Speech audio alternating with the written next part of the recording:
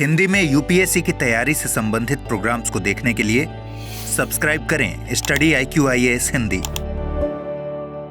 नमस्कार दोस्तों, study IQ IAS Hindi में आप सभी लोगों का बहुत बहुत स्वागत है। मेरा नाम है मनीष श्रीवास्तव और मेरे साथ आप रोजाना कवर करते हैं द इंडियन एक्सप्रेस न्यूज़पेपर। तारीख हो चुकी है आज की 29 अक्टूबर।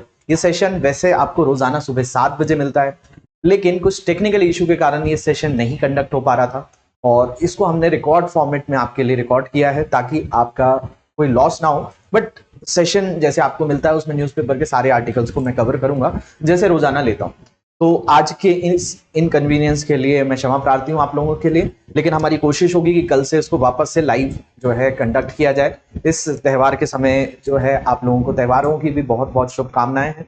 आप अच्छे से घर में अपने त्यौहार को जश्न के साथ मना रहे होंगे। तो इस सेशन को भी देखकर आज के न्यूज़पेपर को कवर कर लेते हैं। तो चलिए शुरुआत करते हैं। जैसा आप लोगों को पता ही है, हम डेली ये न्यूज़पेपर कवर करते हैं और ये आज की जो तारीख है ये है 29 अक्टूबर। न्यू दिल्ली एडिशन को मैं यहाँ पे कवर करता हूँ, तो उसी क्रम में इसको भी देख लेंगे ध्यान से। आज के सेशन में भी आपको बहुत सारी नई चीजें सुनने मिलेंगी तो वो भी देख पाएंगे। इसके अलावा ये जो टेलीग्राम ग्रुप है इस पर मैं ऑलरेडी PDF इस सेशन की और ई-पेपर ये डाल चुका हूँ, लेकिन मैंने सेशन जो PDF डाला हुआ है वो एनोटेशन वाला नहीं है। तो इस सेशन को रिकॉर्ड जैसे हो रहा है ये, उसके बाद जैसा आपको मैं लिखता हूँ वो सेम चीजें आपको सेशन में मिल जाएंगी। बाकी कोई भी तरह का डाउट आता है तो इस प्लेटफॉर्म को ज्वाइन करके रखिए, यहाँ पर आपको सभी तरह की हेल्प होती है। तो इस इंस्टाग्राम ID को जरूर डाउनलोड कर लीजिए और इंस्टाग्राम होगा आपके पास तो इस ID को जरूर फॉलो कर लीजिएगा। कोई भी डाउट्स आता है यहाँ भेज दिया करिए। चलिए शुरुआत करने से पहले आप लोगों के लिए बड़ी इंपॉर्टेंट इन्फॉर्मेशन है कि दिवाली महोत्सव में आज जैसे धनतेरस है, आपको उसकी बड़ी शुभकामनाएं। और हमारी तरफ से भी जो हमारे जितने बैचेस हैं उसमें ड्यू टू फेस्टिवल सेल आपको मैक्सिमम डिस्काउंट अभी अवेल हो पाएगा। तो दिवाली के इस उपलक्ष्य में फास्ट ट्रैक फाउंडेशन बैच जो है उसकी फीस अभी मात्र 17,999 है जब आप मनीष लाइव कोड यूज करेंगे। तो मनीष लाइव कोड यूज करके आप इसमें एनरोल कर सकते हैं। 31 अक्टूबर तक इस बैच में आप जो है आसानी से इस फीस में सेम प्राइस में ये कोर्स अवेल कर पाएंगे। तो जल्दी से जाइए हमारी ऐप या वेबसाइट पर और हमारे फाउंडेशन कोर्स जो कि फास्ट ट्रैक है 2025 के लिए उसको आप एनरोल कर सकते हैं। सेम कोर्स अगर आप 2026 के लिए लेना चाहते हैं तो वो भी आपके लिए अवेलेबल है। 2026 का ये कोर्स 26,999 में आपको इजीली मिल जाएगा। मनीष लाइव कोड आपको यहाँ पर भी यूज करना है। ये बैच 12 महीने में आपको पूरा कोर्स कंप्लीशन करके देता है। थर्ड चीज जो है आपका P2I लॉन्ग टर्म बैच, जिसके साथ जुड़ने पर आप 2027 तक इस बैच के को आसानी से इसकी वैलिडिटी भी रहेगी। आप 2027 में अटेम्प्ट देने वाले हैं तो ये आप लोगों के लिए बैच है। एक लॉन्ग टर्म बैच है जिसमें एकदम बेसिक से क्लासेस होती हैं, फिर एडवांस लेवल की क्लासेस होती हैं, मेंस आंसर राइटिंग होता है, मेंटोरशिप मिलता है, सिलेक्शन बॉक्स आपके घर पे डिलीवर होता है, 18 बुक्स का सेट उसमें होता है, टेस्ट सीरीज आपको रेगुलरली मिलती है, 1-to-1 mentorship, group discussion sessions, मंथन सेशन, ये ऐसी सारी तमाम चीजें इस बैच के अंदर रहती हैं। वैसे हमारे सारे बैचेस में जो आपके P2I कोर्सेज हैं इनमें खास चीज है कि आपका अगर प्रीलिम्स एग्जाम निकलेगा तो आपको मेंस की तैयारी के लिए दिल्ली आना होता है। यहाँ पर हमारे कैंपस में रहकर आपकी मेंस की तैयारी कराई जाती है। और आगे एक और प्रोग्राम है जो कि है interview guidance program, IGP program. इसके तहत आपको साक्षरता के लिए DAF फॉर्म कैसे भरना है, आपके पर्सनालिटी डेवलपमेंट, क्योंकि इंटरव्यू एक बहुत ही इंपॉर्टेंट फेज है आपकी तैयारी का, तो उसको भी पूरी तरह से यहाँ पे करवाया जाता है। तो इस बैच के साथ एनरोल होने पर आपको किसी भी स्टेज पर किसी और एक तरह के इंस्ट्रूमेंट की जरूरत नहीं है। एक ऑप्शनल बैच जो होता है वो रिक्वायर्ड होता है, उसके अलावा आपको कुछ भी एक्स्ट्रा यहाँ से नहीं लेना है। हालांकि हमारे ऑप्शनल बैचेस पर भी अभी आपको काफी सेल मिलेगी जिसके तहत आप आसानी से मनीष लाइव कोड यूज करके 4 हिंदी के सब्जेक्ट्स में एनरोल कर सकते हैं। हिंदी साहित्य, भूगोल, इतिहास और PSIR, ये चारों हिंदी में अवेलेबल है। आप ये वेबसाइट पर विजिट करके आप इसमें भी एनरोल कर सकते हैं। चलिए शुरुआत करते हैं। हमारा क्रम रहता है कि हम रोजाना इतिहास से जुड़े हुए तारीख की बात करते हैं कि आज की तारीख से क्या इतिहास जुड़ा है। तो आज जो 29 अक्टूबर है इसमें एक बहुत ही खास इतिहास जुड़ा है। आपने एक पेन का नाम सुना होगा जिसका नाम है रेनॉल्ड्स। ये रेनॉल्ड्स कभी ना कभी आपने यूज किया होगा, आपके घर में किसी ने यूज किया होगा। तो इसकी शुरुआत कब से हुई थी? तो पहली बार ये मार्केट में कब आया? 1945 में रेनॉल्ड्स पेन आया, 29 अक्टूबर 1945। तो ये जो पेन आपको नजर आ रहा है यहां पर, यही इस पेन की हम बात कर रहे हैं जिसका नाम है रेनॉल्ड्स। और रेनॉल्ड्स की एंट्री मार्केट में 29 अक्टूबर 1945 को हुई है। ये बात समझ में आई? इसके अलावा इसका नाम रेनॉल्ड्स क्यों पड़ा? तो दुनिया का पहला जो बॉल पॉइंट पेन है, पहले तो आपने सुना एकदम प्रारंभिक काल में स्याही से लिखा जाता था, मोर पंख से लिखा जाता था, फिर धीरे धीरे फाउंटेन पेन आए जिसको इंक पेन कहा जाता था।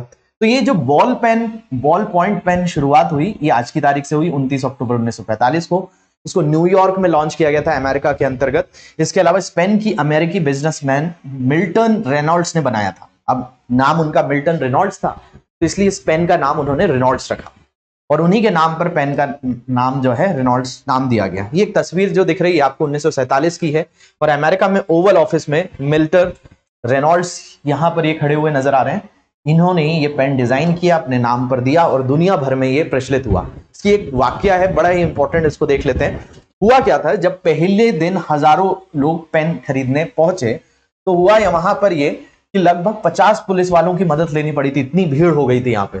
और एक ही दिन में पेन की 10,000 पीस जो हैं बिक गए थे। और भारत में रेनॉल्ड्स पेन की जो एंट्री है वो 1980 में हुई थी और 1980 से लेकर 2010 तक ये पेन मार्केट में काफी पॉपुलर रहा। और जैसा मैंने कहा, आप सारे लोगों ने इसको कभी ना कभी यूज किया। लेकिन इसकी शुरुआत 1945 में ऑल ओवर वर्ल्ड हुई थी। इंडिया आते आते 1980 इसका समय लगा और भारत में रेनॉल्ड्स को बेचने का लाइसेंस जीएम पेन इंटरनेशनल के पास था। उसने मई 2016 में कॉन्ट्रैक्ट को खत्म करके रेनॉल्ड्स पेन बनाना बंद कर दिया। चलिए, तो हम लोग अलग अलग आर्टिकल्स को भी कवर करते हैं, तो देखते हैं। सबसे पहला आर्टिकल है जीएस पेपर 2 और 3 से, इसके बारे में देख लेते हैं। तो ये है इंटरनेशनल रिलेशंस और साइंस एंड टेक्नोलॉजी से रिलेटेड क्या अपडेट आया है, इसको देखते हैं। बड़ा ही इंपॉर्टेंट अपडेट है जिससे आपको बहुत सारे क्वेश्चंस बनने की संभावना है। इस साल भी 2024 को 16 जून का जो पेपर हुआ था उसमें एक मिलिट्री एयरक्राफ्ट से क्वेश्चन आया था। और अभी क्या हुआ है, तो प्रधानमंत्री जो है हमारे स्पेन के प्रमुख के साथ, यानी प्राइम मिनिस्टर मोदी जी की तस्वीर मैं आपको दिखाता हूं, यहां पर आपको नजर आ रहे हैं। तो ये कौन है, तो इन्हीं का नाम जो है पेड्रो सैंचेज है। ये जो पेड्रो सैंचेज है ये कहां आए हैं, तो भारत की यात्रा पर आए हैं। और भारत की यात्रा इसलिए बहुत ज्यादा प्रमुख हो जाती है कि इंडिया के अंतर्गत एक कंपनी है जिसका नाम है TASL। इस TASL की बात करें तो अब ये क्या करेगी, ये नेक्स्ट जनरेशन मिलिट्री एयरक्राफ्ट को इंडिया में बनाएगी। आप सोचेंगे कि क्या इंडिया में अभी तक एयरक्राफ्ट नहीं बनते हैं, तो देखिए इंडिया में एयरक्राफ्ट तो बनते हैं। हम लोग बहुत सारे अलग अलग तरह के एयरक्राफ्ट बना रहे हैं, जेट विमान बना रहे हैं, लेकिन वो जो है ऐसा नहीं है कि किसी दूसरे देश का बना रहे हैं। हमारे पास HAL है, हिंदुस्तान एरोनॉटिक्स लिमिटेड, इसका काम है, ये कई जगहों पर रिवर्स इंजीनियरिंग भी इसने की हुई है और उसके तहत इंडिया में अलग अलग विमान बनाए जाते हैं। लेकिन ये दौरा इसलिए खास हो जाता है पेड्रो सैंचेज का क्योंकि एक बहुत बड़ी कंपनी है जिसका नाम है एयरबस। ये एयरबस स्पेन की कंपनी है और इनका जो प्रयोग है एयरबस के विमानों का दोनों तरीके से प्रयोग होता है। यानी इनका कमर्शियलाइज्ड, यानी जो अगर हम दो पर्पस को देख लें, एक मिलिट्री पर्पस होता है, एक कॉमन पीपल का पर्पस होता है। यानी कमर्शियलाइज्ड जो फ्लाइट्स होती हैं, चाहे आप कोई विमान में बैठी है तो हो सकता है वो एयरबस ने बनाया हो।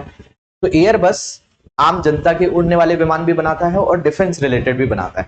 तो अभी यहां पर क्या खास बात हो रही है कि जो TASL है, TASL की बात करें तो इसका नाम है टाटा एडवांस सिस्टम लिमिटेड। ये क्या करेगा, ये भारत के गुजरात के वडोदरा में एयरबस का C295 को इंडिया में मैन्युफैक्चर करेगा। यानी इसकी मैन्युफैक्चरिंग जो स्पेन की कंपनी है उसका एयरक्राफ्ट इंडिया में बनाया जाएगा। वो कौन बनाएगा, TASL, Tata advance system limited, इसको इंडिया में कंस्ट्रक्ट करने वाला है।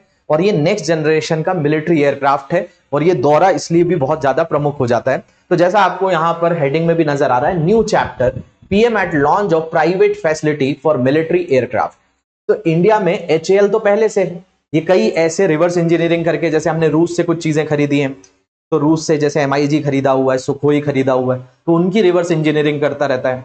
और कई जैसे हमने राफेल के लिए इंजीनियरिंग नहीं खरीदी, राफेल हमने जब खरीदा तो पहले जो डील थी उसमें कि उसकी टेक्नोलॉजी को खरीदा जा रहा था, फिर बाद में जो डील हुई कि वो हमें राफेल बस प्रोवाइड कर देंगे। तो दुनिया भर में ये जो एयरक्राफ्ट का प्रचलन है, इसकी शुरुआत जो देखने मिलती है वो दूसरे विश्व युद्ध के समय देखने मिल जाती है। तो सेकेंड वर्ल्ड वॉर के बाद दुनिया भर ने एयरक्राफ्ट को बहुत ज्यादा प्रोमिनेंटली यूज किया। लेकिन इसकी जो शुरुआत है, शुरुआत में जर्मनी ने इसको बनाया, अमेरिका ने बनाया और USSR ने बनाया। इन तीनों देशों की बड़ी भूमिका रही। तो पहली पीढ़ी के बनाए गए थे 1940 से 50 के दशक में, फिर 50 से 60 के दशक में दूसरी पीढ़ी आई, 60 से 70 के दशक में तीसरी पीढ़ी आई, चौथी पीढ़ी 70 से 90 के दशक में रही, और पांचवी पीढ़ी 90 से लेकर 2005 के बीच में रही, और 2005 के बाद भी अब स्टील टेक्नोलॉजी पर भी चर्चा हो रही है। तो एयरबस दुनिया की एक बड़ी कंपनी है और उसका एयरक्राफ्ट इंडिया में बनना, वो भी किसी प्राइवेट कंपनी के अंदर, एक बहुत बड़ी उपलब्धि है भारत के संदर्भ में, डिफेंस के संदर्भ में, क्योंकि भारत एक ऐसा देश है जो अपने डिफेंस के ऊपर बहुत अत्यधिक पैसा खर्च करता है। तो इसीलिए ये वाला जो सेगमेंट है, मतलब पेड्रो सैंचेज का जो दौरा है, वो हमारे लिए बड़ा महत्वपूर्ण हो जाता है। और स्पेन के साथ टेक्नोलॉजिकल ट्रांसफर के साथ, क्योंकि हमें दुनिया में अगर अग्रणी भूमिका निभानी है हर क्षेत्र में, तो टेक्नोलॉजिकल डेवलपमेंट करना पड़ेगा। तो ये जो हमारे दोनों तरीके से रिलेशंस को भी बेटर बना रहा है, और साथ साथ ये जो इंडिया के वडोदरा के अंतर्गत ये मिलिट्री एयरक्राफ्ट्स को क्रिएट किया जाएगा, ये एक नेक्स्ट लेवल का होगा। और आगे चलकर हम इस चीज को मैन्युफैक्चर करेंगे तो स्पेन के कई और भी पार्टनर्स हो सकते हैं, स्पेन से और भी कोई डील कर सकता है, तो इंडिया उसकी मैन्युफैक्चरिंग कर सकता है। और मैन्युफैक्चरिंग करने के साथ साथ ये एम्प्लॉयमेंट को बहुत बड़े लेवल पे इंप्रूव करेगा। तो ये एक बहुत इंपॉर्टेंट डील है जो यहां पर पेड्रो सैंचेज के आने से हुई है। तो आपको यहां पर जो नजर आ रहे हैं वो पेड्रो सैंचेज हैं, तस्वीर लिए हुए हैं यहाँ पर दोनों, प्राइम मिनिस्टर मोदी जी की भी और खुद की भी। और अगर हम कुल मिलाकर जिस प्लेन की बात कर रहे हैं, जिसका नाम है C295, एक नेक्स्ट जनरेशन का एयरक्राफ्ट है, मिलिट्री एयरक्राफ्ट है। और नेक्स्ट जनरेशन जब शब्द आता है तो यानी अगली पीढ़ी का मतलब है सारी टेक्नोलॉजी से लेस है, ये सारी चीजें हैं। क्या क्या है देखते हैं। तो टाटा एयरक्राफ्ट जो कॉम्प्लेक्स में C295 ट्रांसपोर्ट एयरक्राफ्ट बनेंगे। स्पेन और भारत के बीच में 56 विमान बनाने का समझौता हुआ है। पहले 16 विमान स्पेन में बनेंगे और बाकी के 40 टाटा एडवांस सिस्टम लिमिटेड बनाएगी, जो कि वडोदरा में है। भारत में पहली बार एक निजी कंपनी मिलिट्री के लिए प्लेन बनाएगी। तो अभी तक हमारे यहाँ डिफेंस के लिए किसी प्राइवेट प्लेयर्स पे डिपेंड नहीं होते थे, लेकिन ये एक और बड़ा आयाम जो खुलता हुआ नजर आ रहा है वो है PPP मॉडल का, जिस PPP मॉडल को कहा जाता है पब्लिक प्राइवेट पार्टनरशिप। और पब्लिक प्राइवेट पार्टनरशिप इसलिए भी प्रोमिनेंट होती है क्योंकि ये एक ऐसी राह तय करती है जिसके आधार पर एक ऐसा आधार दे देती है जिससे अर्थव्यवस्थाओं को और बढ़ावा मिल सकता है। क्योंकि कई बार जैसे नासा ने इस मॉडल को जब जब अपनाया, अमेरिकी सरकार ने स्पेस के अंदर, तो आज देखिए स्पेस एक्स का कितना बेहतरीन यूटिलाइजेशन, स्पेस एक्स भी आगे बढ़ पाई और नासा ने भी अपने कई प्रोजेक्ट्स को कंप्लीट किया। तो प्राइवेट प्लेयर्स को कई चीजों में इंक्लूड करके, जैसे आज आप देखिए भारत सरकार की कोई भी वेबसाइट देख लीजिए, तो वेबसाइट्स को मेंटेन करने के लिए क्या करती है, जैसे आप PIB की वेबसाइट पर चले जाइए या ministry of environment, forest and climate change पर चले जाइए या कोई भी तरह की, तो हमारे यहाँ IT विभाग तो है, लेकिन भारत सरकार ने IT इंजीनियर्स नहीं हायर करते हैं।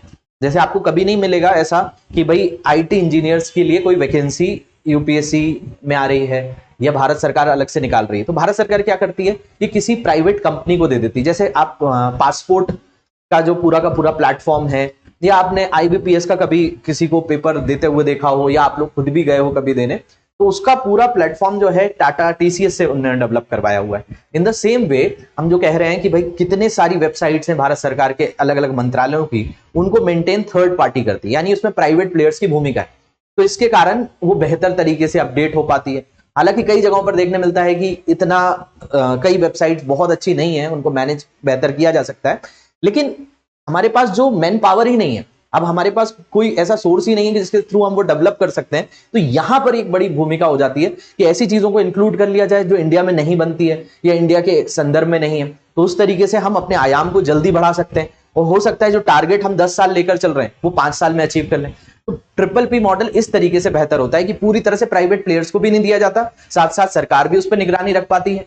और ये मॉडल आप देखेंगे तो बहुत सारी जगहों पर कारगर साबित हुआ। जैसे इंदौर के अंतर्गत सफाई में जो इंदौर आगे आया है, उसकी एक बहुत बड़ी भूमिका जो रही है वो PPP मॉडल रही है। इंदौर का पूरे जो नगर निगम है उसने PPP मॉडल के तहत नेप्रा नाम की एक पुणे की बेस्ड कंपनी थी उसके साथ टाई अप किया।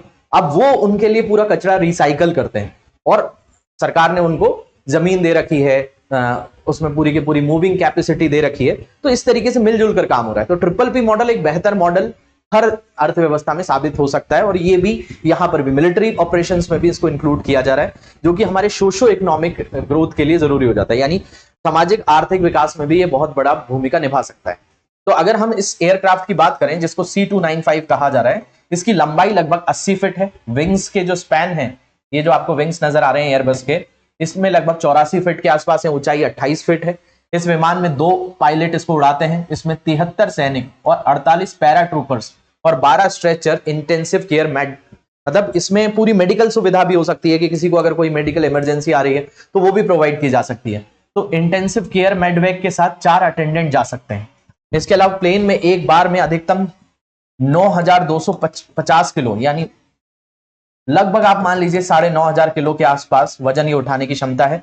इसकी रेंज जो है 1277 से 4587 किलोमीटर तक है, ये इतने जगह तक जा सकता है। और इसकी जो प्लेन की मैक्सिमम स्पीड है वो 482 किलोमीटर प्रति घंटे की रफ्तार से ये उड़ सकता है।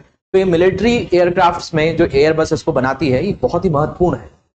गुजरात के वडोदरा में भारत और स्पेन के पीएम जो है गए हैं। तो भारत के प्रधानमंत्री नरेंद्र मोदी और स्पेन के जो प्रधानमंत्री हैं पेड्रो सांचेज सोमवार को वडोदरा पहुंचे। सबसे पहले मोदी और सांचेज ने वडोदरा एयरपोर्ट से टाटा के प्लांट तक की करीब 2.25 किलोमीटर का रोड शो किया था, जो मैंने अभी आपको तस्वीर दिखाई हुई थी। और इसके बाद दोनों नेताओं ने C295 सैन्य विमान के निर्माण के लिए टाटा एयरबस की असेंबली यूनिट का इनॉग्रेशन भी किया। और स्पेन के किसी पीएम का यह 18 साल बाद भारत का दौरा है। इससे पहले जुलाई 2006 में स्पेन के जो तत्कालीन प्रधानमंत्री थे जोस लुइस, ये भारत आए थे। उस समय भारत के तत्कालीन प्रधानमंत्री डॉक्टर मनमोहन सिंह थे, उनके साथ उनकी मुलाकात हुई थी। तो 18 साल बाद स्पेन के वापस से प्रधानमंत्री आए हैं और यहां पर एक खास सौगात लेकर आए हैं। स्पेन की जो कंपनी है एयरबस, उसका विमान अब भारत में निर्माण होगा। तो बहुत बड़ी उपलब्धि है। चलिए, तो ये आर्टिकल आपको समझ में आया होगा। बढ़ते हैं अगले आर्टिकल की तरफ। अगला आर्टिकल जो है वो आपका GS पेपर 2 पॉलिटी से जुड़ा हुआ है। क्या आर्टिकल आया है इसको देख लेते हैं। तो census next year and then delimitation plan for 2029 polls in new seats. देखिए यहां पर 2 शब्दों का प्रयोग किया गया है। एक तो है जनगणना और दूसरा है परिसीमन।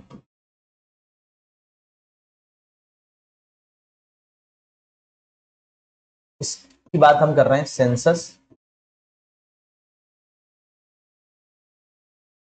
और हम परिसीमन की बात करें तो इसी को कहा जाता है डिलिमिटेशन। तो परिसीमन के तहत लोकसभा, राज्यसभा, विधानसभा, विधान परिषद,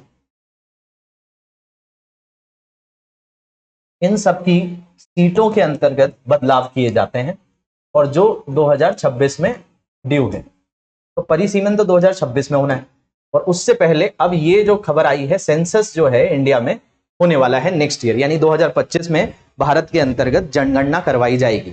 जो असल में होनी कब थी, 2021 में होनी थी, लेकिन वो डिले हुई और अब फाइनली यहां पर ये दोनों ही चीजें हो रही हैं। ये क्यों खास है इसको थोड़ा समझते हैं। देखिए, सबसे पहले अगर हम सेंसस की ही बात कर लें तो सेंसस यानी जनगणना, सबको लगता है कि बस लोगों की गिनती करा लेने से काम हो जाता है। देखिए, ये बहुत ज्यादा इंपॉर्टेंट पैरामीटर है सेंसस। इसको कराने का काम जो होता है ये होम मिनिस्ट्री का होता है। मतलब ये किसके अधीन आता है सेंसस कराना? गृह मंत्रालय के। तो भारत के संदर्भ में देखा जाए तो आधुनिक काल के अंतर्गत मॉडर्न वे में ये जनगणना जो हो रही है, कब से हो रही है? 1872 में पहली बार हुई थी, जो क्रमबद्ध तरीके से नहीं थी, नॉन सिंक्रोनस वे में थी। और फिर 1881 से ये नियमित तौर पर होने लगी। तो आप नॉन सिंक्रोनस कह सकते हैं, सारी चीजें इसमें सिंक्रोनाइज नहीं थी। फिर इनको एक तरीके से प्रॉपरली कराया जाने लगा और फिर ये तय हो गया कि हर 10 साल में एक बार क्या होगी? जनगणना होगी। तो ये 10 साल की जो जनगणना रही वो हर दौर में हुई। भारत के युद्ध हुए, कैसी भी परिस्थितियां रही, इस समय होता रहा। 1891 में हुआ, फिर 1911 में हुआ, और 1921 में हुआ, और 1931 और 1941 वाला महत्वपूर्ण था क्योंकि इस समय द्वितीय विश्व युद्ध चल रहा था। इस युद्ध के बाद फिर भारत आजाद हो गया, और आजाद होने के बाद हमारी भारत के अंतर्गत पहली जनगणना 1951 में हुई। फिर ऐसे 51 में हुई, 61 में हुई, 71 में हुई, 71 में युद्ध का साल था, उस साल भी हो गई। 91 में हुई, 2001 में हुई, और 2011 में हुई। तो हमारे पास जो लेटेस्ट डेटा है वो 2011 का। उस समय हमारे जो जनगणना के कमिश्नर थे, यानी सेंसस कमिश्नर, जिनकी देखरेख में ये जनगणना हुई थी 2011 की, वो थे सी चंद्रमौली साहब।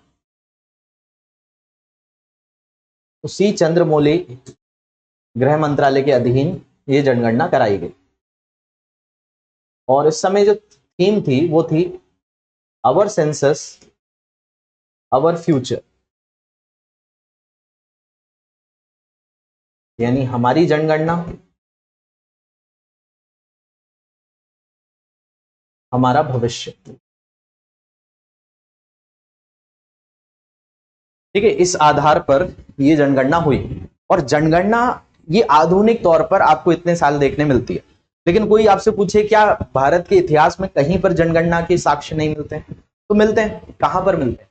तो ये सबसे पहले जो साक्ष्य देखने मिलते हैं वो हमको मिलते हैं जो चाणक्य था, या विष्णुगुप्त की बात कर लें, कौटिल्य की किताब अर्थशास्त्र में देखने मिल जाता है कि वहां जनगणना का उल्लेख है।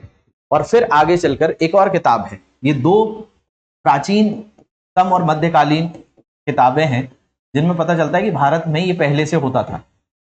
एक अर्थशास्त्र की बात कर रहे हैं हम, जिसको लगता है कि अर्थशास्त्र कोई इकोनॉमिक्स के ऊपर बुक है, लेकिन हालांकि ये पॉलिटी पर ज्यादा आधारित बुक है। तो अर्थशास्त्र, जिसको मैं आपको बताया कौटिल्य ने लिखा था, और दूसरी आईने अकबरी,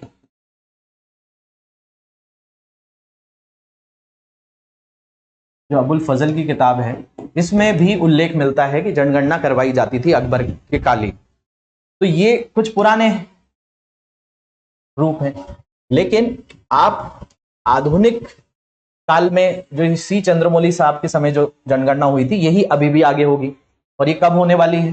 तो 2021 में होनी थी, कोविड वर्ष आ गया, फिर चुनाव वर्ष रहे कई जगहों पर, तो जनगणना नहीं हो पाई। तो अब ये सरकार क्लेम कर रही है कि 2025 में इसको हम करा देंगे, और इसके साथ ही 2026 में हम सीटों के अंतर्गत बदलाव कर देंगे। तो अगला जो इलेक्शन होना है लोकसभा का, वो कब होना है? 2029 में होना है।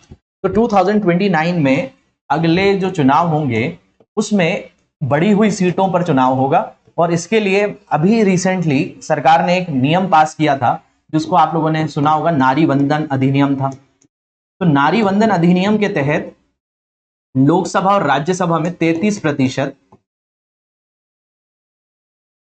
आरक्षण की बात की गई थी महिलाओं की। तो वो भी तभी हो पाएगा, उसकी दो पेंच जोड़ दिए थे कि जनगणना हो जाने के बाद और दूसरा परिसीमन होने के बाद। तो दोनों ही चीजें हो जाएंगी 2029 में। तो अब ये घोषणा हो गई, तो 2025 में हमारा सेंसस होगा, और 25 में सेंसस होने के बाद 2026 में डिलिमिटेशन होगा। तो जो हमारी अभी 543 सीटों पर चुनाव हुए थे वो बढ़कर और ज्यादा हो सकते हैं। तो ये अलग अलग जगहों पर खास रहेगा, क्योंकि इसमें दक्षिण भारत और उत्तर भारत की भूमिका बड़ी महत्वपूर्ण है। क्योंकि डिलिमिटेशंस का जो पूरा फंडा है, परिसीमन जो होता है, वो जन कि हर एक व्यक्ति, हर एक सांसद, हर एक विधायक लोगों का क्या है, प्रतिनिधित्व करता है, वो उनका रिप्रेजेंटेटिव है। तो अगर जनसंख्या ज्यादा है तो फिर लोग भी हमें ज्यादा चाहिए होंगे। तो ये एक बड़ी खास चीज भारत में 2025-26 में, ये 2 साल बड़े महत्वपूर्ण रहेंगे। इनसे कई demographic changes, social economic changes India की पॉलिटिक्स में, इकोनॉमिक्स में निकल कर आएंगे, तो उनको भी हम आगे ऑब्जर्व करेंगे। तो ये 2 क्रूशियल इंफॉर्मेशन, बड़ी चीजें जो है इनकी घोषणा हुई है। तो सेंसस नेक्स्ट ईयर होगा, और इस नेक्स्ट ईयर जो सेंसस है इसमें क्या होगा, 5 पैरामीटर्स पे चर्चा होगी, है ना। मैंने कहा कि केवल हम यहाँ पर लोगों की गिनती नहीं कर लेते हैं, यहाँ पर हम विकास दर निकालते हैं, ग्रोथ रेट पर बात होती है। ग्रोथ रेट में जन्म दर भी निकाला जाता है, मृत्यु दर भी निकाला जाता है। दूसरी अगर हम बात करें तो इसी में आ जाती है पॉपुलेशन डेंसिटी, यानी इसी को कहते हैं जनसंख्या का घनत्व।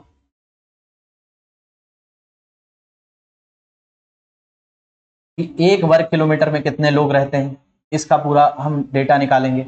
इसके अलावा साक्षरता दर निकलेगी, इसमें लिंग अनुपात को निकाला जाएगा और शहरीकरण को।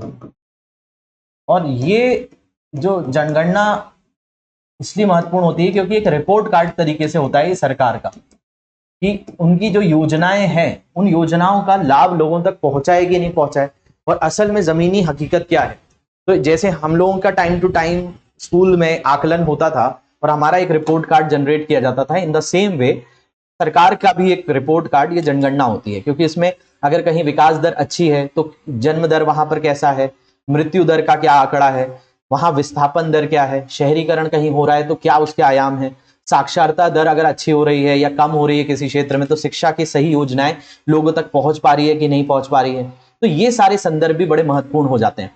ऐसे ही अगर हम बात करें कि लिंग अनुपात, जैसे इंडिया के अंदर हरियाणा में, चंबल बेल्ट में बहुत ज्यादा लिंग अनुपात की समस्या थी, उसको लेकर सरकार ने फिर एक नया मसौदा तैयार किया और भारत में बेटी बचाओ बेटी पढ़ाओ जो आपने सुना एक योजना शुरू की गई, वो इसी आधार पे शुरू की गई। तो ये एक तरीके से जैसे आपने कोई मॉक टेस्ट दिया और उसमें कुछ कमियां निकल कर आई तो फिर उनको सुधार के लिए आप काम करते हो। जैसे आपका कोई ने आंसर इवेल्युएट किया तो इवेल्युएशन करने के बाद उसमें क्या चेंजेस करने हैं और क्या रिक्वायर्ड है, कुछ चीजें आप अपने आप करते हो, कुछ चीजें आपको सजेशन वे में दी जाती हैं।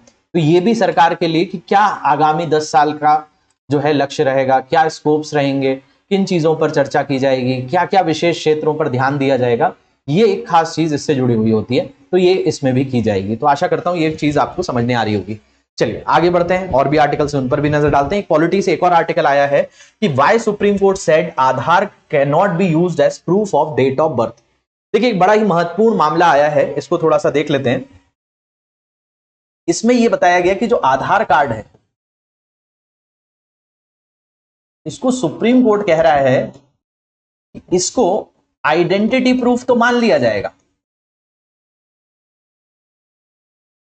मतलब किसी का पहचान पत्र तो माना जाएगा, लेकिन पहचान पत्र मान लेने से काम नहीं होगा।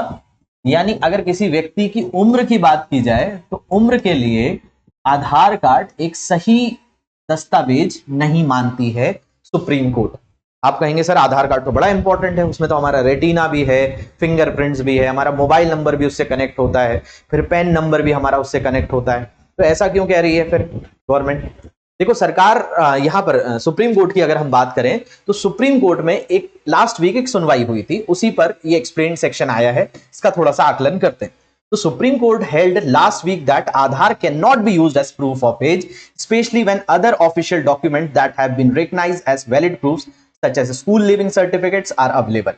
According to UAIDI, which issues Aadhaar, the unique number is intended to provide a universal identity infrastructure.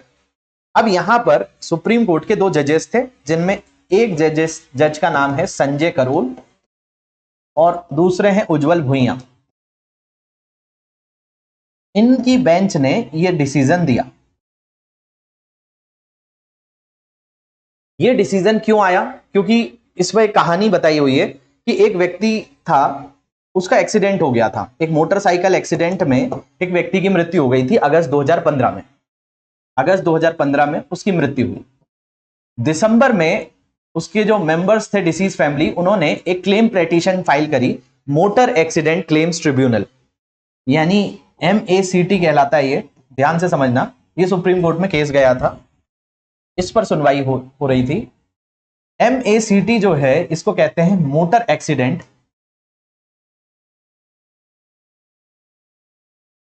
Claims tribunal.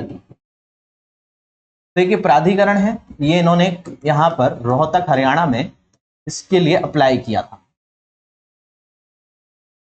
तो ये मामला हुआ कि भाई एक व्यक्ति गाड़ी चला रहा था, उस गाड़ी चलाते समय एक एक्सीडेंट हुआ, एक्सीडेंट में उसकी मृत्यु हुई। अब मृत्यु के बाद जो इंश्योरेंस था मोटर इंश्योरेंस, उस मोटर इंश्योरेंस में ऐसा होता है कि जैसे आपकी गाड़ी कभी एक्सीडेंटल होती है तो उसमें अगर कोई खामी आ जाती है, कोई दिक्कत आती है, तो आप इंश्योरेंस क्लेम करा के गाड़ी सुधरवा लेते हो। लेकिन उस इंश्योरेंस में जो व्यक्ति है, जो ड्राइवर है, उसका भी इंश्योरेंस कवर होता है। तो अगर उसकी किसी तरीके से मतलब कोई हानि हो गई है किसी के परिवार में, तो वो क्लेम फाइल करते हैं क्योंकि उनके पास इंश्योरेंस था। तो यही चीज हुई कि क्या किया गया, 2015 के अंदर ये एक्सीडेंट हुआ अगस्त के आसपास, और दिसंबर में ये जो ट्रिब्यूनल है यहां पर ये दायर किया गया, क्लेम के लिए दायर किया गया। और इसमें जो था अप्रैल 2017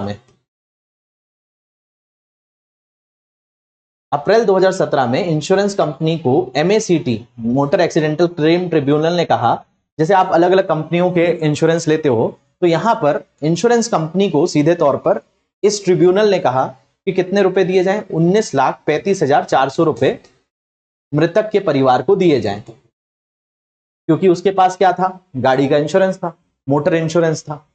ठीक है, अब जो बात है इसके लिए एक एक्ट लागू होता है। आप सोचेंगे कि सर ये चलिए ठीक है, इंश्योरेंस कंपनी को इतना पैसा देने के लिए कह दिया गया, तो ये मोटर एक्सीडेंटल क्लेम ट्रिब्यूनल ऐसा क्यों कह रहा था? क्योंकि हमारे यहां क्या है, एक एक्ट है जिसको कहते हैं मोटर व्हीकल्स एक्ट, और ये मोटर व्हीकल्स एक्ट जो है 1988 का है। तो अब ये जो 1988 का एक्ट है, इसमें कुछ क्राइटेरिया दिए हुए हैं, उन क्राइटेरिया के आधार पर इंश्योरेंस कंपनी से ये किया जाता है। इंश्योरेंस कंपनी बहुत आसानी से क्लेम्स पास नहीं करती हैं। हमारे इंडिया में तो और ज्यादा प्रॉब्लम है, हेल्थ इंश्योरेंस में, गाड़ी के इंश्योरेंस में, जीवन बीमा जो होता है, इनके क्षेत्र में इंश्योरेंस कंपनियों से पैसा निकालना एक बहुत टेढ़ी खीर होती है। तो ऐसे हमारे ये एक्ट्स ही काम आते हैं, जब फाइल की जाती हैं चीजें तो वो सारी चीजें वेरीफाई होती हैं। क्योंकि कई बार ऐसे भी देखा जाता है कि लोग पैसों के लालच में कई बार फेक तरह की मृत्यु दिखा देते हैं, झूठी मृत्यु दिखा देते हैं, या कुछ ऐसे एक्सीडेंट्स क्रिएट कर देते हैं जो वास्तविकता में हुए ही नहीं थे। तो इसलिए ये सारा पूरा का पूरा बैक चेक होता है। तो इंश्योरेंस कंपनीज इन चीजों को बड़े तेजी से लेती हैं, बहुत आसान नहीं होता है वहां से क्लेम लेना। तो हुआ यही कि ये रोहतक वाला जो केस था कि अप्रैल अगस्त में घटना हुई, फिर इसको ट्रिब्यूनल में फाइल किया गया, ट्रिब्यूनल ने 19 लाख के आसपास की ये कंपेंसेशन राशि दी।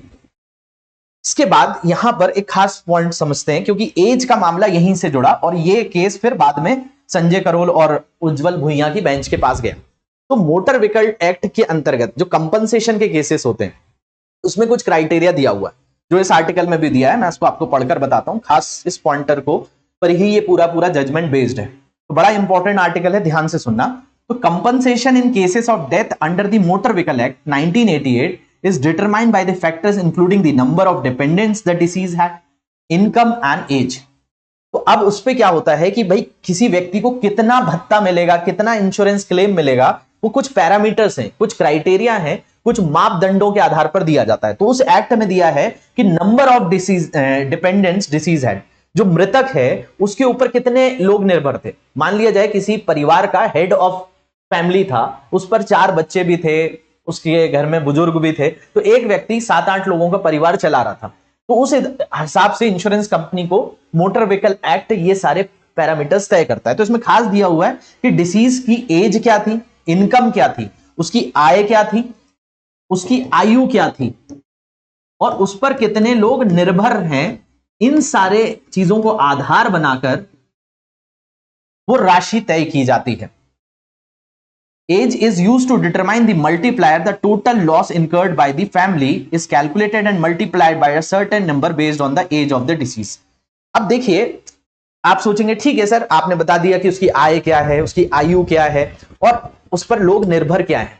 अब देखिए यहां पर एक खास पेज है इसके अंदर। इसमें पेज ये है कि अगर मान लिया जाए कि कोई व्यक्ति अभी 25 साल का है, तो वो 25 साल का अगर व्यक्ति है, अगर उसका 60 साल का भी, अब अगर हम एक मानव की एज की बात कर लें कि 60 साल तक इंसान काम कर सकता है, 70-80 साल तक ह्यूमन का जो लाइफ एक्सपेक्टेंसी है इंडिया के अंतर्गत, इतनी मान लेते हैं कि भारत का एक व्यक्ति 75 साल तक जीवित रह रहा है, 80 साल तक जीवित रह रहा है, लेकिन वो 60 साल तक एक्टिवली काम कर सकता है। तो वो 60 साल तक जब काम करेगा तो परिवार के लिए उस तरीके से पूरी तरह से मतलब आय का स्रोत भी रहेगा और उनकी पूर्ति भी करेगा। तो ये जो फॉर्मूला है कि मोटर व्हीकल एक्ट कैसे काम करेगी, तो ये देखा जाता है, एज बड़ा फैक्टर होता है इसमें, कि वो कितने समय तक काम करने के लिए एक्टिव था, उसकी आयु क्या थी। तो एज को मल्टीप्लाई किया जाता है। यहां पर ध्यान से देखेंगे, age is used to determine the multiplier. Multiplier का मतलब कि उस परिवार को कितना नुकसान हुआ, फैमिली को, and calculated multiplier certain number based on the age of the deceased. और उसको फिर किससे गुणा किया जाता है कि कि उस व्यक्ति की उम्र कितनी थी और परिवार को लॉस कितना हुआ। तो मतलब जो ये कंपनसेशन राशि है, इसमें आयु बहुत बड़ा प्रमुख मतलब आयु एक बहुत बड़ा पैरामीटर है, इसके आधार पर ही कंपनसेशन तय किया जाता है। अब क्या किया गया, ये तो दे दिया किसने, एमएससीटी ने ये निर्णय दे दिया कि भाई दे दो उसको 19,35,400। आप पूछेंगे अब किसके तहत हुआ, तो मोटर व्हीकल एक्ट 1988 के तहत हुआ। अब जब भी कुछ इस तरह के निर्णय आते हैं तो इंश्योरेंस कंपनीज इसको आगे क्या करती हैं, हाई कोर्ट में अप्लाई कर देती हैं। यही हुआ। तो ये इन्होंने क्या किया, on appeal the Punjab and Haryana High Court in March 2023 reduce the MSCT award to 9,22,000। अब ये इंश्योरेंस कंपनी तो अपना पैसा बचाना चाहती है कि 19 लाख क्यों दे, तो इन्होंने क्या किया, पंजाब हरियाणा हाई कोर्ट चले गए और वहां पे आधार कार्ड को एज प्रूफ रखा और आधार कार्ड को एज प्रूफ रख के इस राशि को घटवा कर कितना कर लिया, 19 लाख से ये राशि 9 लाख पर आ गई। और ये एमएससीटी के डिसीजन को जो पंजाब हरियाणा हाई कोर्ट थी उसने कम कर दिया। अब आप कहेंगे कि ऐसा कम क्यों कर दिया, क्योंकि अकॉर्डिंग टू विक्टिम्स आधार ही was 47 years old at the time of death. अब यहां पर बात थी कि जो व्यक्ति था जिसकी मृत्यु हुई थी उसकी उम्र आधार कार्ड पर 47 साल थी और जो स्कूल लिविंग सर्टिफिकेट है, जो स्कूल लिविंग सर्टिफिकेट था या क्लास 10th की मार्कशीट की बात करें तो उस क्लास की 10th की मार्कशीट या स्कूल लिविंग में उसकी एज 45 साल थी। तो आप कहेंगे तो ये 2 साल के लिए इतना मामला क्यों कर दिया, भाई ये 2 साल ने बहुत ज्यादा चेंजेस ला दिए। तो इसी को आधार बनाकर क्या किया गया, लॉ ये आगे फिर सुप्रीम कोर्ट में भी इसको पेश किया गया। तो family of the victims when in appeal before the supreme court arguing that he was 45 according to his school living certificate and so the multiplier should be 14। तो बेसिकली क्या हो रहा था, जो ये 47 साल की उम्र के कारण एक राशि थी जिससे 13 से गुणा किया जा रहा था और जब ये 45 साल हो गई तो इसी राशि को 14 से गुणा किया जा रहा था। आप कहेंगे ये 13-14 क्या है, जैसे मान लो किसी व्यक्ति को 1 लाख की राशि रखी गई और उम्र के अनुसार उसको 13 गुना इसके मिलेंगे तो कितना हो गया, 13 लाख की राशि हो गई। लेकिन अगर यही 14 से गुणा कर देंगे तो 1 लाख का डिफरेंस आ जा रहा है। तो एक फिगर से 1 लाख का डिफरेंस है, क्योंकि एक नंबर सेट किया जाता है, उस रूल में दिया है मोटर व्हीकल एक्ट में। तो यही पेज फंसा और सुप्रीम कोर्ट में जब गया तो यहां 2 एजेस आई, 47 साल और 45 साल। तो फिर सुप्रीम कोर्ट ने माना कि भाई जो आधार है उसको आप क्या मान सकते हो, आइडेंटिटी प्रूफ मान सकते हो, क्योंकि उसमें रेटिना है, एक व्यक्ति से दूसरे व्यक्ति भिन्न हो सकता है, फिंगरप्रिंट्स अलग हो सकते हैं, मोबाइल नंबर अलग हो सकता है, लेकिन एज प्रूफ को हम आधार को एज प्रूफ नहीं मानेंगे, हम आधार को आइडेंटिटी प्रूफ पहचान पत्र के तौर पर देखेंगे। उम्र के लिए स्कूल के दस्तावेज जो हैं, क्लास 10th की मार्कशीट, स्कूल लिविंग सर्टिफिकेट, इनको ज्यादा मान्यता दी जाएगी। तो एक खास वर्डिक्ट यहां पर सुप्रीम कोर्ट ने दिया है, आप यहां पर समझ पाए होंगे। इसके बाद अगले आर्टिकल पर बढ़ते हैं जो कि आंतरिक सुरक्षा से जुड़ा हुआ है। इसमें बताया गया है कि जम्मू कश्मीर में एक मिलिटेंट को मार दिया गया है after attack on military ambulance. तो एक मिलिट्री एम्बुलेंस पर कुछ घुसपैठी जो जम्मू कश्मीर के क्षेत्र में प्रवेश कर गए हैं और इनमें बहुत बड़ी भूमिका ऐसी वहां के लोकल लोगों को भी उन्होंने शामिल किया हुआ है। मैंने आपको बताया था लश्कर तैयबा का एक खास विंग यहां पर काम कर रहा है। तो इसमें जो आतंकवादी हैं इन्होंने एक मिलिट्री एम्बुलेंस के ऊपर आक्रमण किया और फिर इनके बीच में एक एम्बुश हुआ और इस एम्बुश के अंदर एक मिलिटेंट को मार दिया गया। मतलब एक घुसपैठी मारा गया है। इससे पहले 24 अक्टूबर को भी एक घुसपैठी मारा गया था। तो जम्मू कश्मीर के अंतर्गत जो लगातार अभी चुनाव खत्म होने के बाद जहां परिस्थितियां बदली हैं और आर्टिकल 370 के बाद पाकिस्तान के ने भी इसको प्रमोट बहुत ज्यादा किया है टेररिज्म को, और साथ साथ ये जितने भी आतंकवादी संगठन हैं ये बहुत प्रोएक्टिवली वहां पर काम कर रहे हैं कि ताकि स्थिति को वहां बिगाड़ सके। तो उसको लेकर ही हमारी मिलिट्री के ऑपरेशंस में ये दूसरी एक खास जीत रही है जिसमें एक मिलिटेंट को वापस से मार दिया गया। तो जम्मू कश्मीर में आर्मी एम्बुलेंस पे हमला हुआ है। जम्मू कश्मीर का एक क्षेत्र है जिसका नाम है अखनूर में सोमवार को सुरक्षा बलों ने 3 आतंकियों को मार गिराया। अफसरों ने बताया कि एक आतंकवादी की बॉडी मिल गई, तो एक मिलिटेंट की इनको डेड बॉडी भी मिली है। सुबह 7:26 बजे जो लाइन ऑफ कंट्रोल है, जो पाकिस्तान ऑक्यूपाइड कश्मीर जिसको पाकिस्तान आजाद कश्मीर कहता है और भारत के जम्मू एंड कश्मीर के पास भट्टल इलाके में इन आतंकियों ने आर्मी एम्बुलेंस पर फायरिंग की थी। हालांकि इसमें जान माल का कोई नुकसान नहीं हुआ। सुरक्षा बलों ने बताया कि आतंकवादी भटकल इलाके में जंगलों में लगे शिव आसन मंदिर में एक मोबाइल ढूंढ रहे थे, उन्हें किसी को कॉल करनी थी और इसी दौरान आर्मी की एम्बुलेंस गुजरी और आतंकवादियों ने फायरिंग शुरू कर दी। बताया जा रहा है कि आतंकवादी पिछली रात बॉर्डर पार करके अखनूर आए थे और उसी संदर्भ में एक बहुत बड़ी एक ऑपरेशन था जो इस क्षेत्र में चलाया गया। तो यहां पर आप देखेंगे तो ये भट्टाल इलाका वो क्षेत्र है जो एलओसी के नजदीक तो आता है, लेकिन ये गुलमर्ग से लगभग 324 किलोमीटर है। इस गुलमर्ग में ही एक ऑपरेशन चलाया गया था 24 अक्टूबर को। तो ये पूरा का पूरा आपको जो ये लाइन दिख रही है, इसी को POK कहा जाता है। इसके तरफ पाकिस्तान ऑक्यूपाइड कश्मीर, जो पाकिस्तान ने ऑक्यूपाइड कर रखा है, और यहां पर ये LOC आ जाती है। उसके बाद ये पूरी की पूरी इंटरनेशनल बॉर्डर है, जिसको रेड क्लिफ लाइन कहा जाता है। तो ये दोनों क्षेत्र बॉर्डर एरिया में है, और यहां पर ये जम्मू कश्मीर का क्षेत्र है, क्योंकि ये पूरा का पूरा रीजन लद्दाख को कंसिडर कर दिया गया है। तो यहां पर गुलमर्ग में 24 अक्टूबर को मुठभेड़ हुई थी, जिसमें आतंकी मारा गया था, और ये दूसरा एनकाउंटर जो हुआ है आपका भट्टाल इलाके में हुआ है। इसके बाद अगला आर्टिकल आया है अर्थव्यवस्था यानी इकोनॉमिक्स वाले सेक्शन से, rural uptick but urban areas new points of concern in GDP growth. देखिए यहां पर एक विकास दर पर अगर हम GDP की भी बात करें, सकल घरेलू उत्पाद, तो इस पर एक डेटा आया हुआ है जिसको लेकर rural uptick but urban areas new points of concern, यानी शहरी क्षेत्रों में एक और दिक्कत हमको देखने मिल रही है इकोनॉमी पॉइंट ऑफ व्यू से, और city see high food inflation moderate credit growth. तो जो खाद्य महंगाई है वो शहरी क्षेत्रों में बहुत अत्यधिक बढ़ गई है, यानी शहरों में जो खाने पीने की चीजें हैं उनके दाम ज्यादा बढ़े हैं ग्रामीण क्षेत्रों के मुकाबले, और जो ग्रोथ रेट हुआ है GDP में इससे बहुत ज्यादा फर्क आया है। यहां पर आपको दो ग्राफ दिख रहे हैं, इनको देखते हुए समझते हैं। देखिए एक ग्राफ जो है ये वाला, जो आपको ये वाला रंग नजर आ रहा है, ये है financial year growth of 2024 quarter 1, और ये जो फाइनेंशियल ईयर है ये 2025 के क्वार्टर 1 की है। मतलब तिमाही जो होती है, जैसे एक फाइनेंशियल ईयर कब से चालू हुआ, तो फाइनेंशियल ईयर आपका स्टार्ट हो गया 1 अप्रैल से, 1 अप्रैल से 31 मार्च तक चलता है। अब इसको आप तिमाहियों में बांट सकते हैं, अप्रैल मई जून। तो अप्रैल मई जून के अंदर, अप्रैल मई जून के अंदर ये जो चेंजेस हुए हैं पहले फाइनेंशियल ईयर की पहली तिमाही के अंतर्गत, तो ये कंपेयर किया गया है पिछले साल से, यानी 2023-24 का फाइनेंशियल ईयर कंप्लीट हो चुका है, जो कि कब चालू हुआ होगा, 1 मार्च 2023 को शुरू हुआ होगा, और 1 अप्रैल को ये स्टार्ट हुआ होगा। देखिए यहां पर हम जो चर्चा कर रहे हैं कि ये पिछले साल की बात हो रही है, 1 अप्रैल 2023 से 31 मार्च 2024 के बीच में ये पूरा वित्तीय वर्ष रहा। अब इस वित्तीय वर्ष के अंदर जो पहली तिमाही रही 1 अप्रैल से 30 जून तक का समय, इसका डेटा दिया हुआ है, और इस साल का भी हमारे पास डेटा है, क्योंकि अभी हम 2024 के अंदर हैं। तो यहां पर डेटा जो कंपेयर किया गया है 2024-25 चल रहा है, वित्तीय वर्ष 2024-25 चल रहा है। तो 1 अप्रैल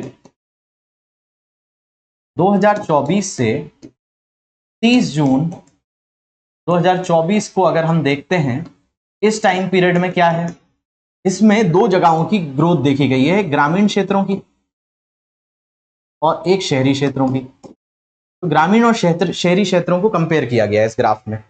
तो ये जो पुराना वाला है ये है पिछले साल का। इसमें अगर ग्रोथ देख रहे हैं शहरी क्षेत्रों की, तो इसमें है 10.10% GDP के अंतर्गत FMCG में, और अर्बन एरियाज में इस साल जो है वो 2.80 है। इसके अलावा रूरल एरियाज में ये पिछले साल 4 थी, जो बढ़कर 5.20 हुई है। यानी ग्रामीण क्षेत्रों ने अच्छा प्रदर्शन किया है FMCG fast moving consumer goods में, लेकिन शहरी क्षेत्रों में इसकी दर कम हुई, और इसकी बहुत वजह महंगाई है।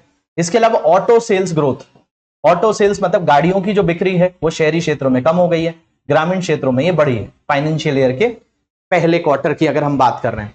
तो ये अभी जैसे हर महीने जो डेटाज आते हैं, incipient signs of softening consumption demands, especially in urban areas, reflected in multiple high-frequency indicators and controlled by the earning guidance of consumer goods companies have raised concern.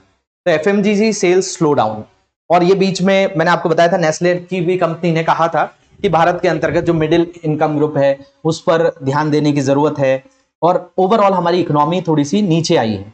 तो इसको लेकर ये सजेशन दिए गए थे कि RBI अपने रेपो रेट्स को और कम करे, जो पिछले साल फरवरी से बदले नहीं है, और ये अभी लगभग 2 साल हो जाएंगे।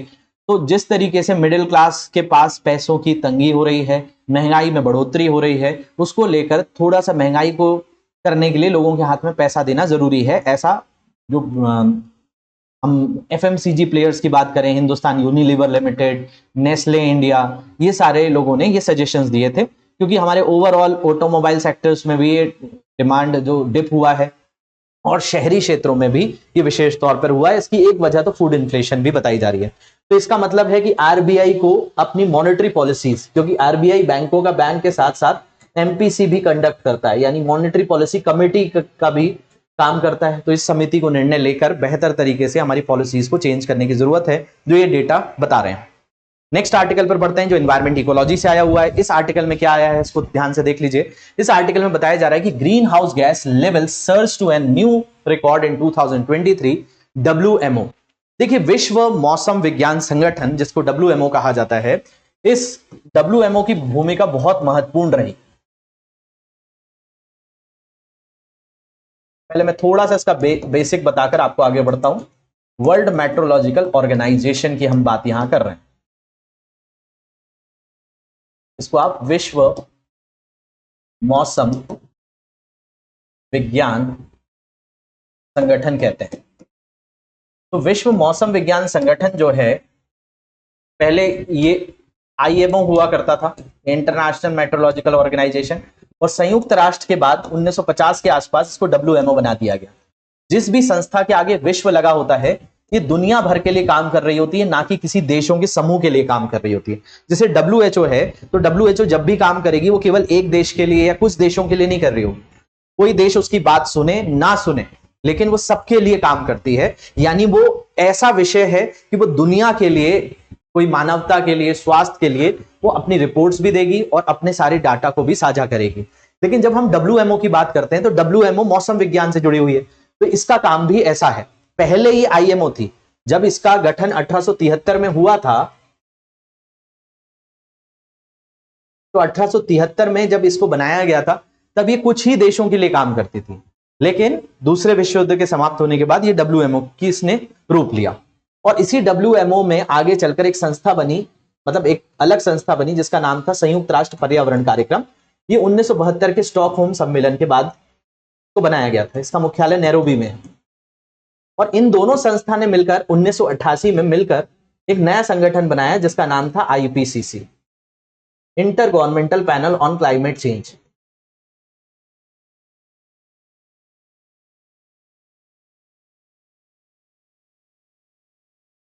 ये क्लाइमेट चेंज के लिए अलग अलग रिपोर्ट्स देता है।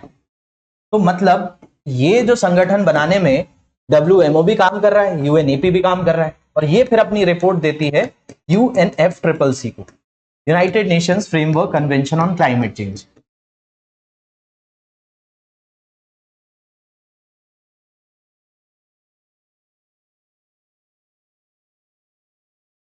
अब देखिए, बात यह है कि क्लाइमेट चेंज के लिए जो संस्था बनी है UNFCCC, ये ऐसा WMO जैसा काम नहीं करती है। ये बताती तो है, इसकी हर साल एक बैठक होती है, जो मैंने आपको बताया हुआ है कि इनकी बैठकों को ही कहा जाता है कॉप, कॉन्फ्रेंस ऑफ पार्टीज। अभी कॉन्फ्रेंस ऑफ पार्टीज 29वां होने वाला है अजरबैजान में, बाकू में। तो इसमें कॉन्फ्रेंस ऑफ पार्टीज का मतलब है इसके जो सदस्य देश हैं वो मिलेंगे। तो इनके सदस्य देशों को ये अलग अलग गाइडलाइंस देते हैं। लेकिन जब WMO की बात होती है, तो ये सदस्य देश के लिए काम नहीं कर रहा है, ये सबके लिए काम कर रहा है। तो इसने अभी एक रिपोर्ट दी, उस रिपोर्ट के अनुसार ये कहा गया कि वर्ष 2023 में जो ग्रीन हाउस गैसेस हैं, उनके उत्सर्जन पर बात हुई है। अब ये जो ग्रीन हाउस गैस हैं, इनका उत्सर्जन बढ़ा है। ये कौन कौन सी गैस की बात कर रहे हैं? तो आप लोगों को ग्रीन हाउस गैसेस के बारे में पता है। ये ग्रीन हाउस गैस क्यों कहते हैं इसको, सबसे पहले दिमाग में आ सकता है आप लोगों के। तो ग्रीन हाउस इसलिए कहा जाता था क्योंकि यूरोप के अंदर तापमान कम हुआ करता था, तो वो कांच के कुछ ऐसे घर बनाते थे जिसमें सूर्य का प्रकाश आए और वो इस कांच के कमरे में बंद रहे, जिससे पेड़ पौधों को इस तरीके से तापमान मिल पाए कि उनकी ग्रोथ प्रॉपरली हो। तो इसको लेकर यूरोप के घरों में एक ग्रीन हाउसेस बनाए जाते थे, और इन्हीं ग्रीन हाउस का जो संदर्भ था कि तापमान को यहां पर बढ़ाना, यहां पर बढ़ा हुआ तापमान रखना, ताकि बेहतर तरीके से ये पेड़ पौधे उग पाए कम तापमान में भी।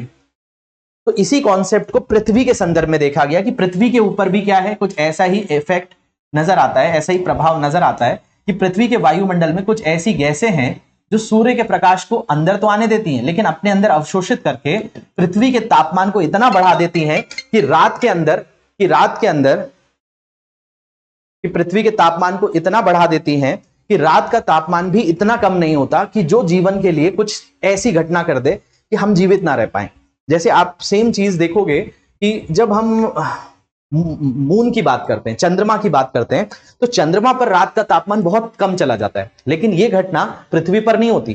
पृथ्वी पर सामान्य तापमान है। अगर दिन में आप मान लो अभी तापमान 30 डिग्री सेल्सियस तक भी जा रहा है, तो रात का तापमान ज्यादा से ज्यादा 15 डिग्री सेल्सियस हो सकता है, 18 डिग्री सेल्सियस हो सकता है। ऐसा नहीं होगा कि दिन का तापमान 30 डिग्री और रात का तापमान -150 डिग्री। तो ये जो घटना है ये ग्रीन हाउस गैस की वजह से होती है और इस प्रभाव को हरित ग्रह प्रभाव कह देते हैं।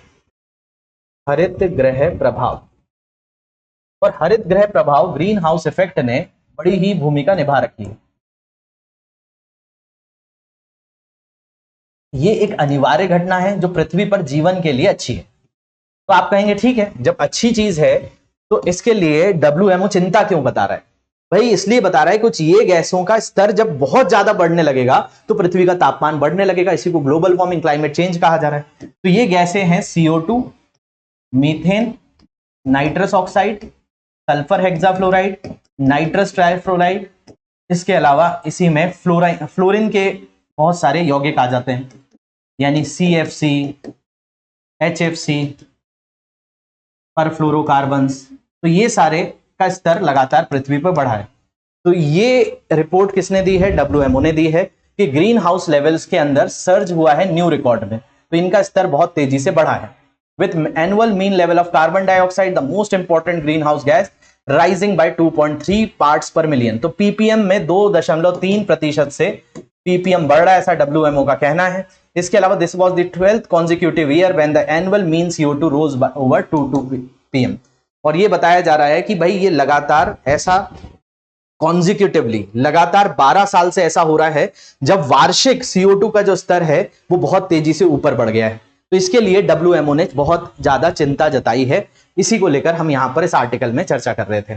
पिछली क्लास के क्वेश्चंस को देख लेते हैं। नए विकास बैंक, न्यू डेवलपमेंट बैंक के संदर्भ में निम्नलिखित कथनों पर विचार कीजिए। NDB की स्थापना ब्रिक्स राष्ट्रों द्वारा की गई थी और इसका मुख्यालय शंघाई, चीन में है। एकदम सही बात है। ये केवल संस्थापक ब्रिक्स सदस्य देशों के भीतर परियोजनाओं के लिए धन प्रदान करता है। ये पॉइंट गलत है। ब्रिक्स का काम ऐसा नहीं है। ये बैंक भले जो बना है न्यू डेवलपमेंट बैंक, ये ब्रिक्स देशों की भूमिका रही इसमें, लेकिन ऐसा नहीं है कि किसी दूसरे देशों को पैसा नहीं दे सकते, दे सकते हैं। NDB की स्थापना 6वें ब्रिक्स शिखर सम्मेलन में फोर्टोलेजा घोषणा के दौरान हुई थी। ये भी पॉइंट सही है। तो यहाँ आंसर हो जाएगा केवल 2। तो केवल 2 के साथ जाएंगे। आंसर नंबर B है इसका करेक्ट। इसके अलावा भारत के मुख्य न्यायाधीश CGI की नियुक्ति के संदर्भ में निम्नलिखित कथनों पर विचार करना है। CGI की नियुक्ति भारत के राष्ट्रपति द्वारा संविधान के अनुच्छेद 124 के तहत की जाती है। निवर्तमान CGI अपने उत्तराधिकारी की सिफारिश करते हैं, जिसे राष्ट्रपति को स्वीकार करना संवैधानिक रूप से बाध्यकारी होता है। ऊपर दिए कथनों में से कितने सही हैं? केवल 1, केवल 2, 1 और 2 दोनों, ना तो 1 ना ही 2। इनमें से आपको बताना है। बाकी आप लोग इसका आंसर कमेंट में करेंगे, लेकिन मैं आपको फिर से बता दे रहा हूं, दिवाली सेल की वजह से हमारे जो कोर्सेस हैं आपको अभी मिनिमम प्राइस पे अवेलेबल हैं। तो fast track batch, foundation batch मात्र 17,999 में अवेलेबल है। जाकर इसको एनरोल कर सकते हैं आप। नेक्स्ट अगर हम बात करें 2025 के बाद 2026 के लिए, ये P2I फाउंडेशन बैच भी आपको 26,999 के कम दाम पर अवेलेबल है due to Diwali sale. Manish live code use करके इसको भी एनरोल कर सकते हैं। और P2I लॉन्ग टर्म बैच जो है हमारा फाउंडेशन, ये 32,999 में। ये सारे बैचेस भी आपको मिनिमम प्राइस में अवेलेबल हैं। मनीष लाइव कोड यूज करके इसको देख सकते हैं। बाकी ये मेरी इंस्टाग्राम ID है मनीष श्रीवास्तव GS, इसको एनरोल कर लीजिए। और कोई भी दिक्कत आती है तो आप मुझे मैसेज करते हैं। PDF और ई-पेपर आपको यहाँ से इजीली मिल जाएगा। तो आशा करता हूँ चीजें आपको बेहतर तरीके से समझ में आई होंगी। सेशन कैसा लगा है कमेंट में जरूर बताइएगा। बाकी रिकॉर्ड सेशन जो आपको आज का मिला ड्यू टू टेक्निकल इश्यूज, उसके लिए मैं वापस से आप लोगों के लिए क्षमा प्रार्थी हूँ कि सुबह 7 बजे हम इस सेशन को कंडक्ट नहीं कर पाए, लेकिन कल सुबह हम 7 बजे मिलेंगे। चलिए, तो मिलता हूं मैं आपसे अगले सत्र में। Thank you very much for watching this. Have a great day. Hindi में UPSC की तैयारी से संबंधित प्रोग्राम्स को देखने के लिए सब्सक्राइब करें स्टडी IQ IAS हिंदी।